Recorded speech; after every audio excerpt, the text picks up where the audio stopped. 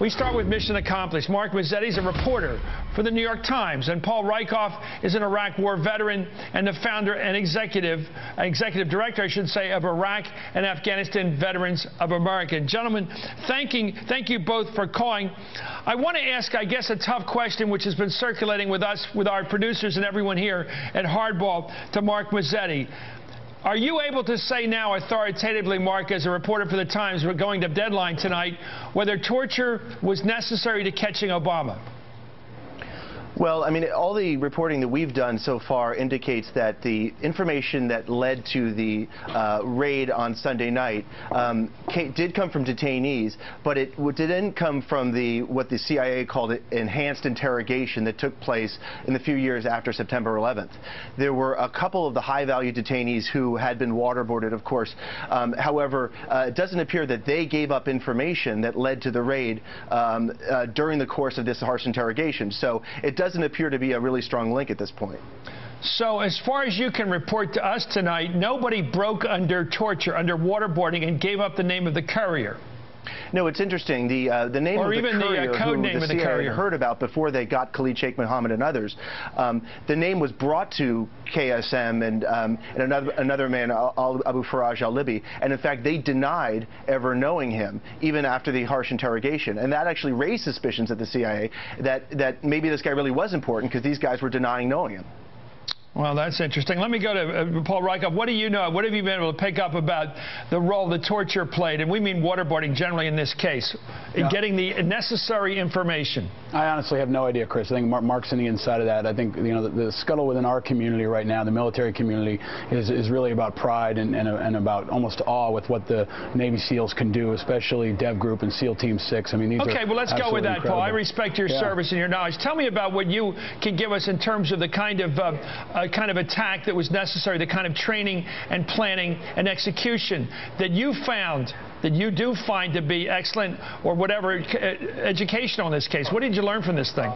Well, this is what these guys do every day. I mean, this is a rare instance where we're actually finding out what they do. Obviously, this is at a higher level, but they train their entire lives for a moment like this. And I think it's important to recognize we'll never know their names. I mean, these guys aren't going to get a parade through New York City. They're not going to get a ticker tape welcome. They're going to go back to doing their job just like they have been doing every day since 9/11. So they are an incredibly elite unit that really is like nothing else in the world. And over the next couple of days, you know, the American population, the civilian population, is going to really find out how incredibly impressive and expert they are.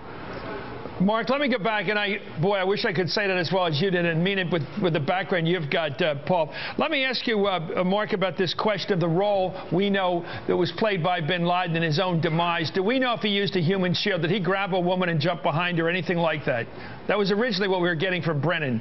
Yeah, that doesn't appear to have been the case. I mean, we think there was at least two women in the room with bin Laden on the 3rd floor of the compound when the raid happened, and that one of the women may have run toward one of the Navy SEALs and was then shot in the leg. But there's no one I've talked to privately has said that bin Laden actually used a human shield, although one of the women did die being used as a human shield, but it wasn't by bin Laden. Downstairs. Let me ask you about whether he resisted and how he might have without a firearm. Do you know what the means of resistance was? No, we're still trying to sort of learn more about that. I mean, that has been from when we first talked to officials on Sunday night, they said that he had resisted the assault, but we didn't really get much more detail than that. And it did come out today, in fact, that he was never armed, so we're trying to find out how he may have resisted. Do we know if he knew that the service people, our special forces, were working their way up to his top floor? Do we know if he was aware that he was about to get caught?